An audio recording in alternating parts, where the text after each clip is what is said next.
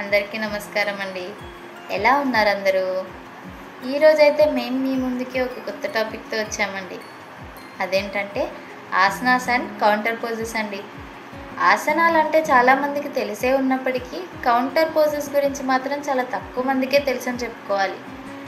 ఇంకొక విషయం ఏంటంటే ఆసనాస్ మన శరీరానికి ఎంత ఇంపార్టెంటో కౌంటర్ పోజెస్ కూడా అంతే ఇంపార్టెంట్ అండి. అదెలా అంటారా?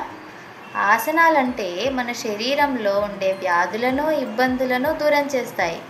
కానీ ఆసనాల వల్ల కలిగే ఒత్తిడిని ఈ కౌంటర్ పోజెస్ బ్యాలెన్స్ చేస్తాయండి.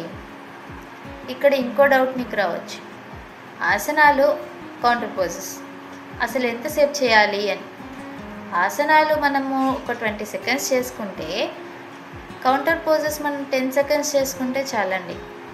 సో వాటిలో ఈరోజు మనం కొన్ని నేర్చుకోబోతున్నాం. So let's start.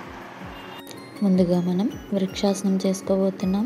రిలాక్స్డ్గా నిల్చున్న తర్వాత కుడి కాలుపై శరీరాన్ని బ్యాలెన్స్ చేస్తూ ఎడమ కాలుని కుడి కాలు తొడపైన ఆనించి 2 చేతులను స్ట్రైట్గా నమస్కార ముద్రలోకి తీసుకురావాలి. మన కాన్సన్ట్రేషన్ ఏదీని ఒక ఆబ్జెక్టివ్ పైన పెడితే చాలు. ఇక్కడ మనకి వృక్షాసనం వల్ల కలిగే లాభాలు: బాడీ స్ట్రెంగ్తన్ అవుతుంది, ఏకాగ్రత పెరుగుతుంది, మానసిక ప్రశాంతత కలుగుతుంది. దీనికి కౌంటర్ పోజ్ వచ్చేసి సేమ్ ఆసన ఎడమ కాలు పైన బ్యాలెన్స్ చేస్తూ కుడి కాలుని ఎడమ తొడపై భాగంకి ఆనించి మళ్ళీ నమస్కార ముద్రలోకి వస్తాము. కౌంటర్ పోజ్ వచ్చేసి మరోవైపుగా చేసుకుంటాం. ఇందులో దీనికి లెగ్ ఇంజరీస్ అయిన వాళ్ళు చేయరాదు. రిలాక్స్.